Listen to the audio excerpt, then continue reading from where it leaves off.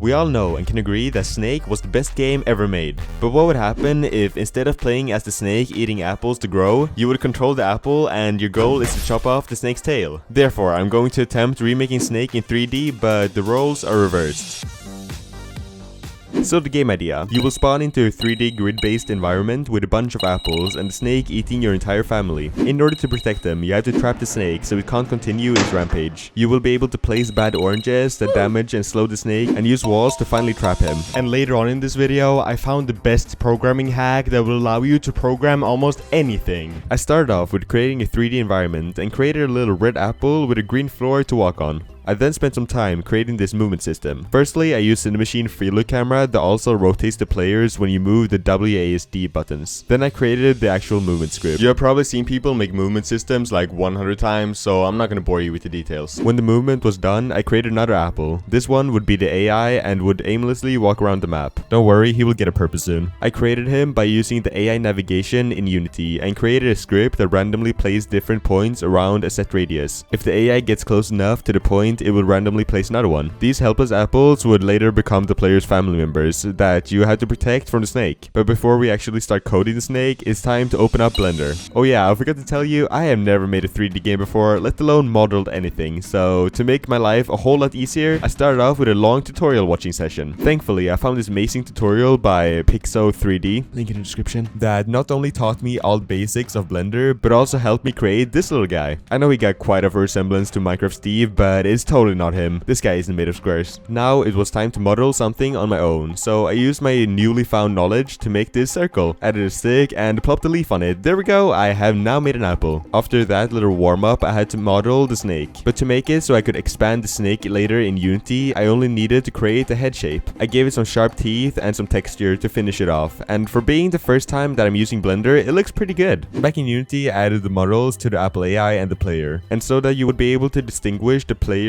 from its family members, I gave it a shield and made it a bit bigger. Now that the Blender work is finished for the time being, it was time for more coding. First off, I needed to create the snake AI. This would be a bit tricky since it would have a lot of components and different features to it. First off, I needed a way for it to randomly walk around just like the apples. This was simple enough because I could just copy the old script that I used for the apples, but with some minor changes. The second feature that the snake needed was a way to grow its tail from eating apples, just like the original game. I would soon find out that this would be a lot trickier because I both needed a way to grow the body parts, but also make it so the body parts stays connected with the head. My first solution was just to add a cube that follows the head of the snake with a set distance. The problem with this solution was that the script was on the body parts, making it more difficult to spawn another one with the correct distance according to its position in the body. I instead used another script that instantiates a new body part and adds it to a list. It then moves it to the position behind the body part that is before it in the list. Then it also stores the location of the snake's head and makes all the body parts follow the same route. To make the snake follow the player, I simply made a sphere around the snake's head that if a player is inside of it, it switches the agent's destination to the player's position, and the snake is set to follow whatever the agent is set to be. This makes it simpler to add more objects that the snake can follow later on. The last feature that the snake needed was to follow and destroy apples. This one was a bit trickier since the AI needed to know which apple was the closest in order to follow the correct one. Otherwise, it would just follow the same apple every time. The solution to this was to add a script to the apple, checking the range between this game object and the snake. If the snake was close enough to the apple, it would change the apple follow to the chosen one. I then just added another one of these range checks to see if the apple was close enough to get destroyed. I know this sounds confusing, and trust me, I'm confused too. The good thing is, everything seems to be working fine. And you know the one rule of coding, if something works, don't fix it. Also, if you keep seeing the apple and the snake changing size during this project, it's because I couldn't decide what the right proportions would be to get a good game feel. Next on my to-do list is something that I have been dreading this entire project because I had absolutely no idea how to do it. And that thing was building. Bam! Or at least placing objects in 3D. In order to place objects in 2D games, you pretty much just spawn the stuff in front of the player with like 2 lines of codes, but in 3D it's a bit trickier. My solution was used to add a raycast that checks the position of the mouse and if the player is looking at the ground. This worked pretty fine, but it wasn't very responsive or satisfying to use. Plus, it may have had some glitches. To fix this, I added an indicator that shows where the orange should be placed, and moved both the orange and the indicator above the ground down so it would stop spawning inside the floor. I just have to say, raycasts are insane. You can do anything from shooting bullets and placing objects, and if you find a tag of an object, the possibilities are endless. Now that these features have been added to the game, I started working on some UI. I added an apple counter, orange counter, and a gold counter. These UI elements should be enough to inform the player without confusing them too much. Currently, there wasn't much incentive for the player to actually keep the apples alive, so I turned them into farmers that can give you a random amount of gold every couple of seconds. So now you can pay 10 gold for an orange. That increases the snake size and can also lower it away to keep your apples alive so that they can make you more money. In order to give this information to the player, I designed these info boards that serve a little bit like in-game tutorials. The player can either decide to read them, or if they want to discover everything on their own, they can just flat out ignore them. The last and most important feature to add is the ability to place walls. This was pretty easy since I could pretty much just use the same script that I used to place the oranges, except that they needed a nav mesh obstacle in order to stop the snake from going straight through it. After the walls were placeable, I also added a way to rotate the walls by holding down the R key, just like other popular games. I then created a really cool gradient effect with 2 materials and made the wall get destroyed after 5 seconds. Lastly, I made it so the walls were a bit cheaper than the oranges and made them cost only 3 gold. At this point, the game is almost ready, but the UI is honestly looking a bit trash. Therefore, I changed out this boring text to some cool icons and then made 2 building tabs they can switch between. Then I created this logo for the game in Photoshop and slapped it on the starting screen.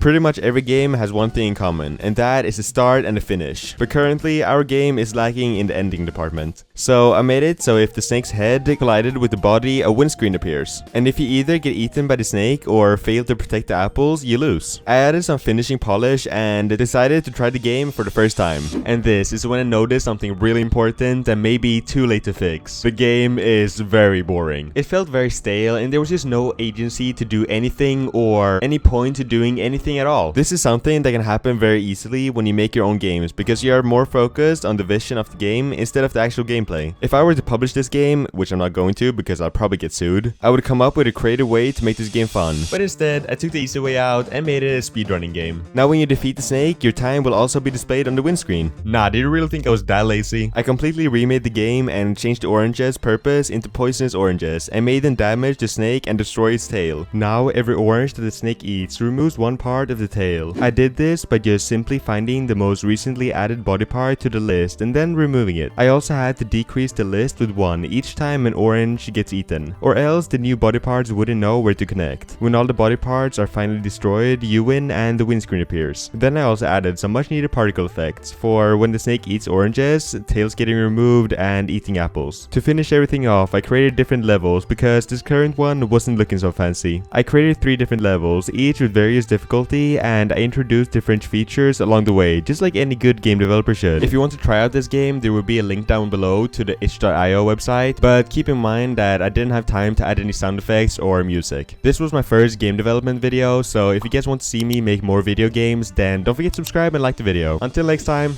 bye.